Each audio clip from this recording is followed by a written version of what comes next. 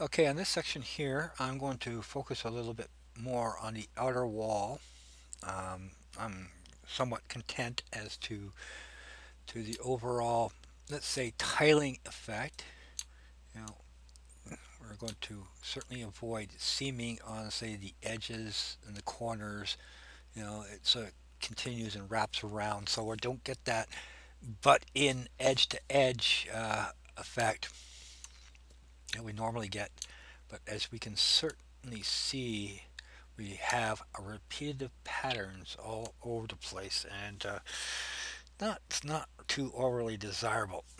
uh, but if we look at the top trim and we look at the bottom, um, we certainly do have uh, a somewhat consistency going on that we can easily kind of, I don't know, modify as a separate element to the other wall. So we're going this in this section. We're going to focus a little bit more on creating the a untileable base texture, 2048 by 2048 master sheet, you might want to call it, that will allow us to get in here, keep some of the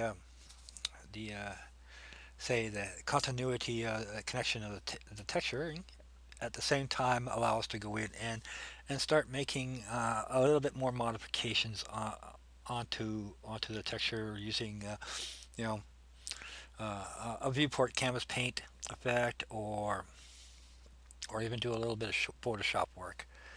But we really need to first of all disconnect the top from the bottom. Now, what I don't like is, yeah, if we look at the top here, it's too clean as compared to the rest of the surface area here. And you can almost see where the seaming begins and ends because it's not connecting properly. So obviously we're going to have to do some adjusting to the base texture to clean it up as to tiling it, so everything kind of connects to one another.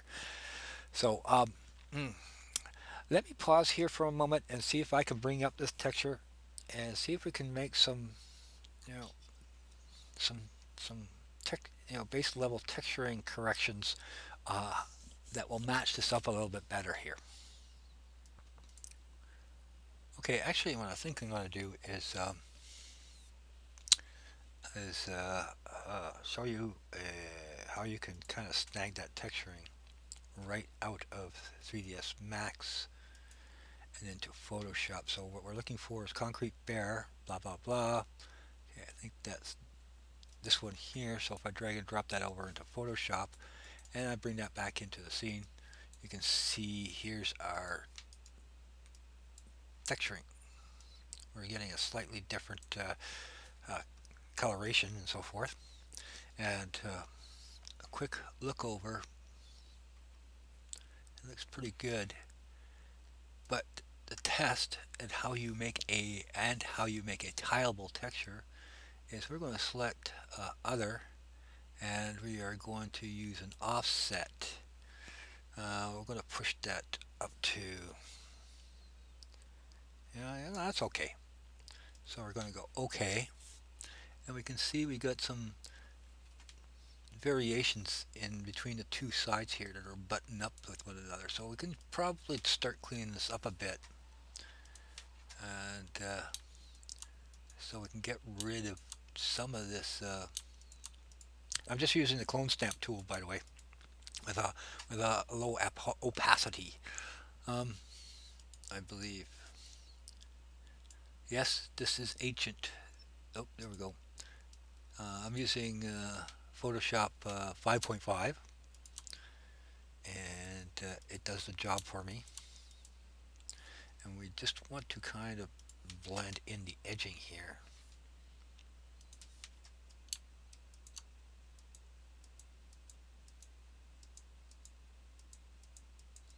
Just so it doesn't become a repeatable and recognizable pattern. Now this green stuff down here, probably back that down into a bit more. It's going to repeat like crazy.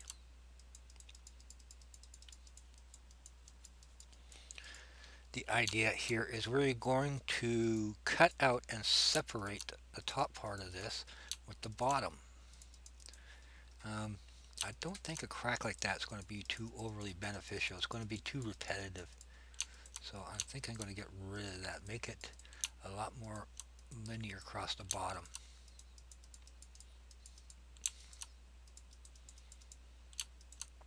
A little bit at a time.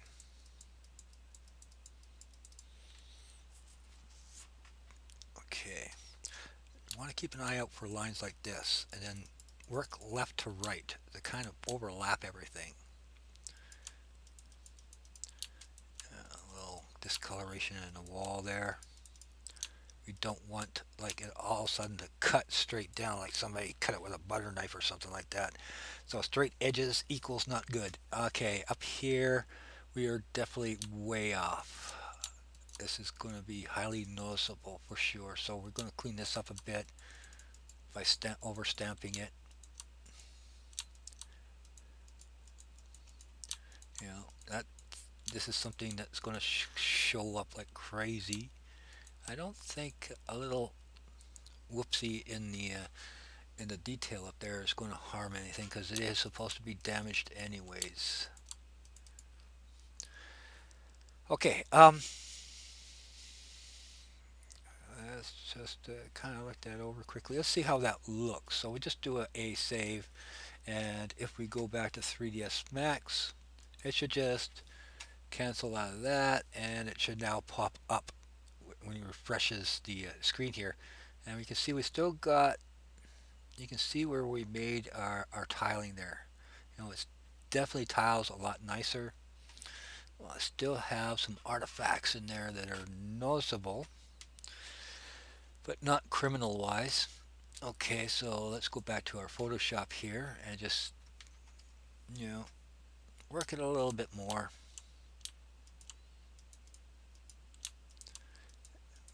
I mean, once we start breaking up the pattern anyways, it's not going to be noticeable, so we don't have to go too crazy. But we certainly do want to sort of make it look more like a natural blend, not something blurry like that. Okay, we got to go back to our histories. That's too much, so we'll back out of our history here. Okay, let's see if we can do this with a layer mask instead. So if we grab that section there and we do a layer by copy and we nudge that over.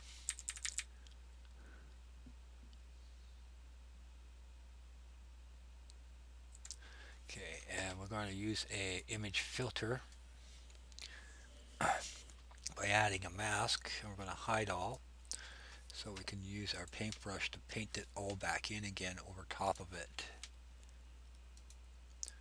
Look at that, right like that. That's pretty where we want to be with it, I think. Okay, so image, layer, merge, flatten image, and I'll just do a save. And we'll go back to our 3ds Max. There we go. Up it refreshes, and more or less it's gone. Not that it would be noticeable. So now we have a seamless texture tile all the way around. And I think it'd be a good idea to see exactly where our edges on our tiling is. So I'm going to put back a UV mapper onto it, and I'm going to do a edge selection. So that will allow us to sort of figure out where our connection is, which is down in this corner down here. And as you can see, it just kind of ends abrupt. So, how can we go about hiding that? Stealth it out into some place that doesn't matter. Okay, let's see if we can maybe find, whoops, let's see if we can actually go back to that selection again so I can get into that corner again. Maybe we can find a balance because it does, as I say, tile. So maybe we can find something that's a little bit more neutral, something that won't be as noticeable. That is actually, this actually is lining up pretty good. You know? you would have a hard time seeing if that's connected or not. Let's see if we do a render of that. A little bit difficult to tell. Um,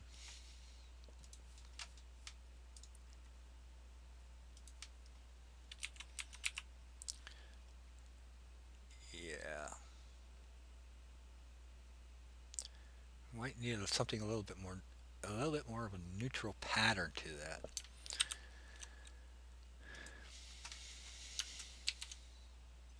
Okay, we're going to select the constrained move tool, something with a little bit more of a neutral pattern to it, something that kind of matches up a little bit better.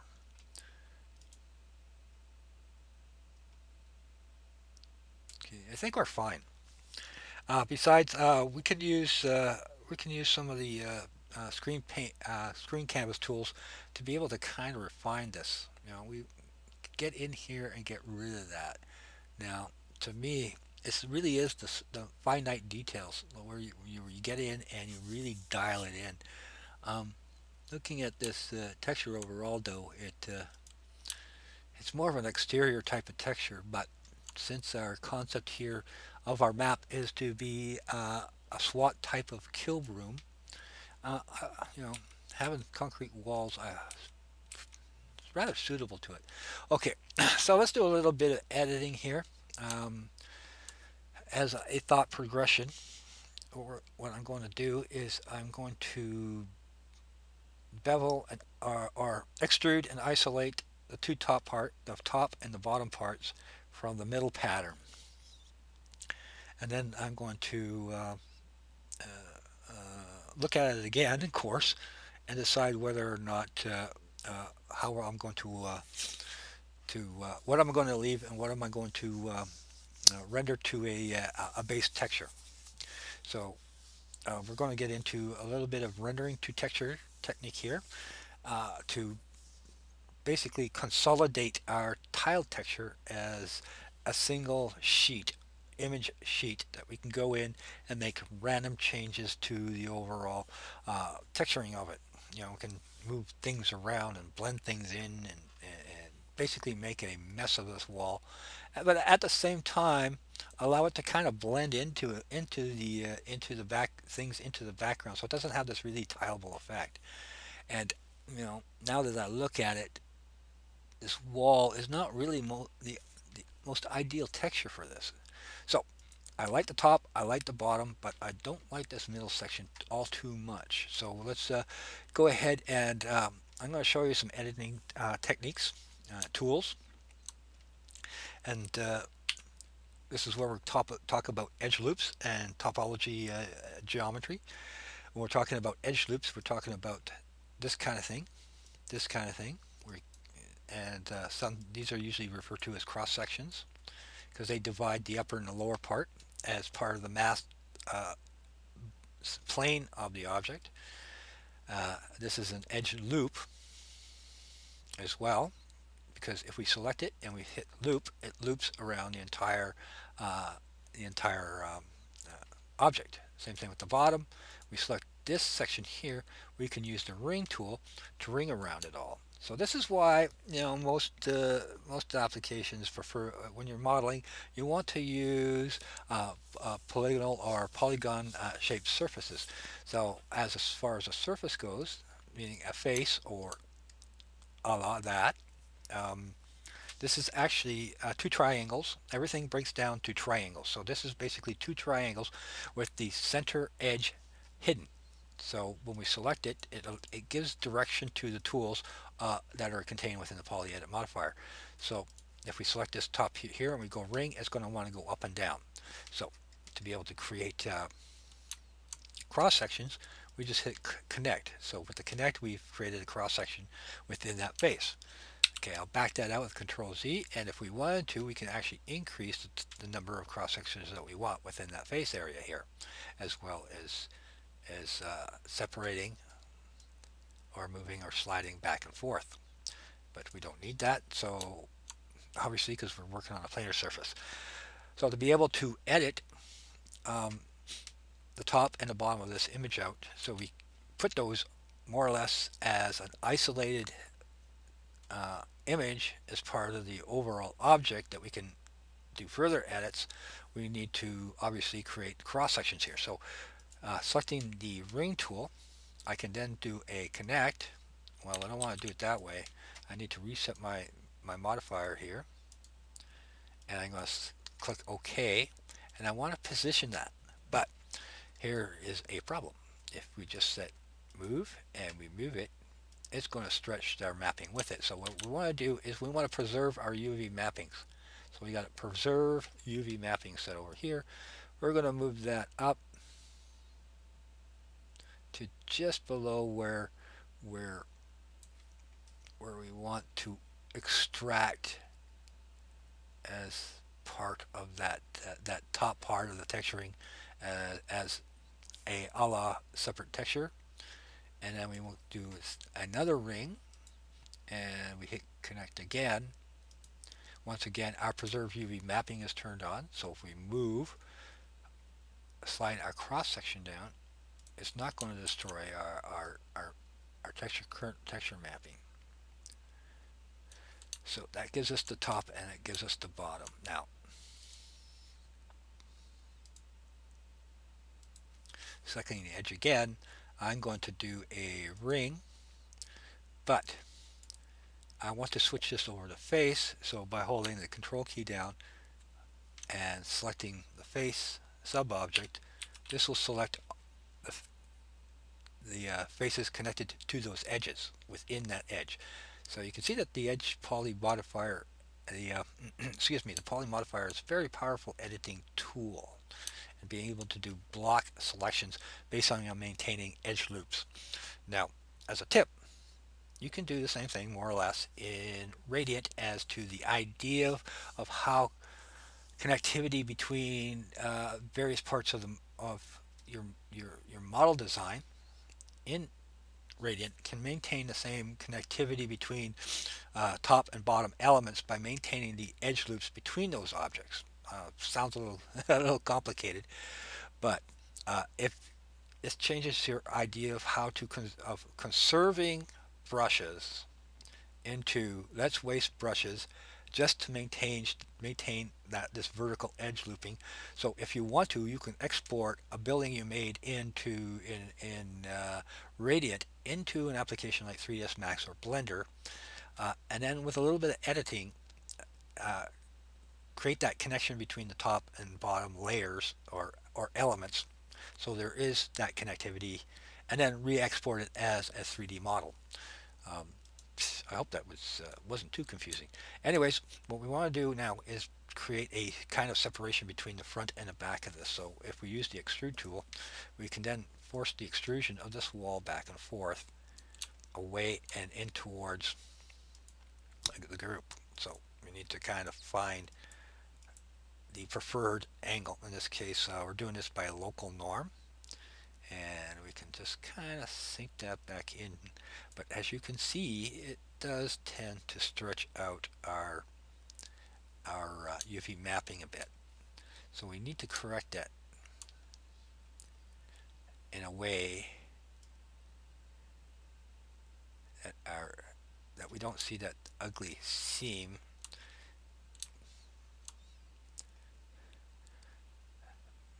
By using this single unit or this single handling this as a single unit design. Okay, I kind of messed up because I did not confirm the extrude, so I got to go to extrude and then confirm that.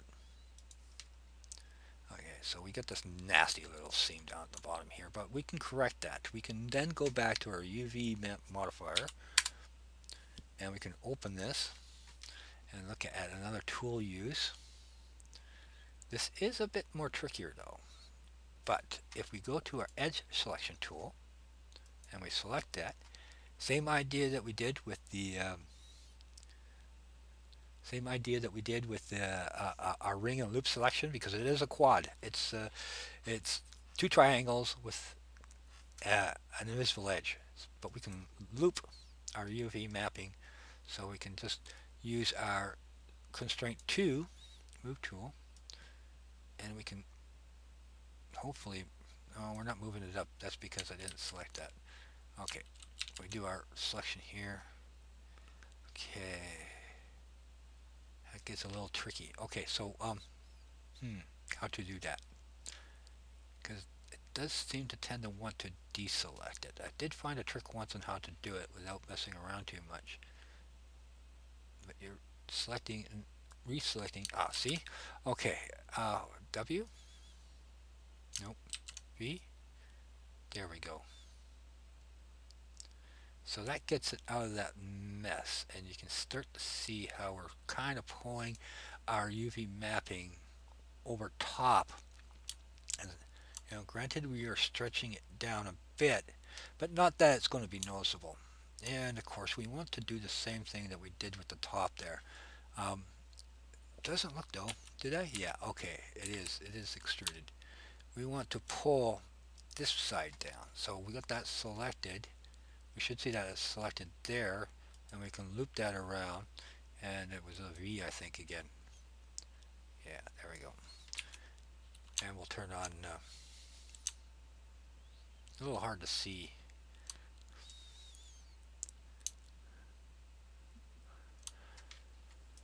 Okay, let's convert this over to an editable poly, and then we'll select by base, and then we'll see if we can rebuild our smoothing groups by auto smoothing it. Usually that does the trick, and we can see, yeah, okay, indeed, we did get a good mapping on that. Okay, so now the issue I have with this is for continuing, like there's no the connectivity between the top and the bottom part is off. It's the wrong way around. So we need to correct for that too as well. So we'll unwrap it again.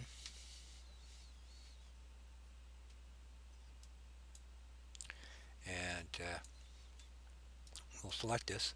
We might as well turn on our texturing image here so we can get a better idea of where we're pulling things. Now, what we lost in the bottom as far as texture pulling goes, we're going to gain at the top here as we push this up a little bit so we can get right on the money with that. That should line that up, give us a sense of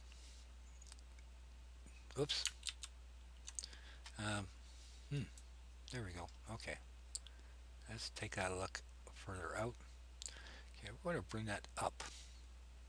I want to tuck that in right underneath, and then select the bottom edge, loop that around, and I want to bring that right into here where it seems to be a molding into the wall.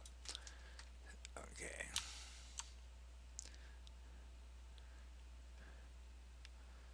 that is much better. It doesn't have that that effect that this wall is kind of wrapping into this trim area here. Okay, so let's go ahead and convert that over to an editable poly.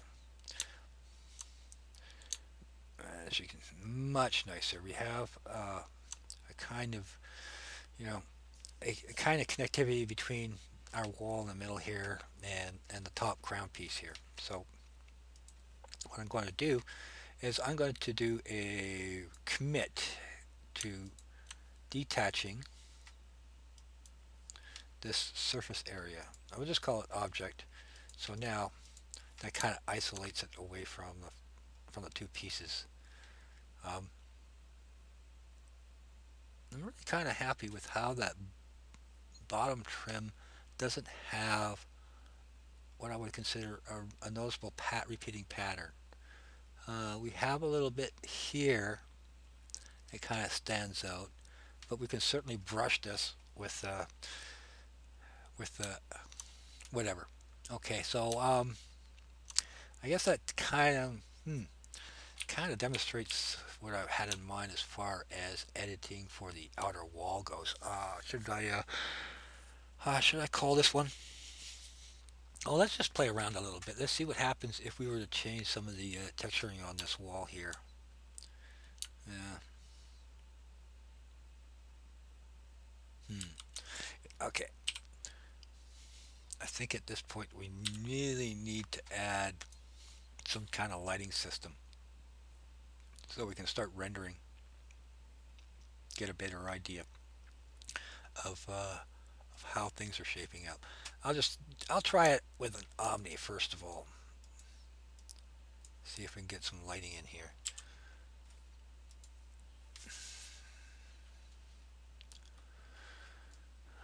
Okay. Hmm. And what happens if we change that to this guy here? Yeah, that is ugly. That's Control Z, by the way. That gets us back.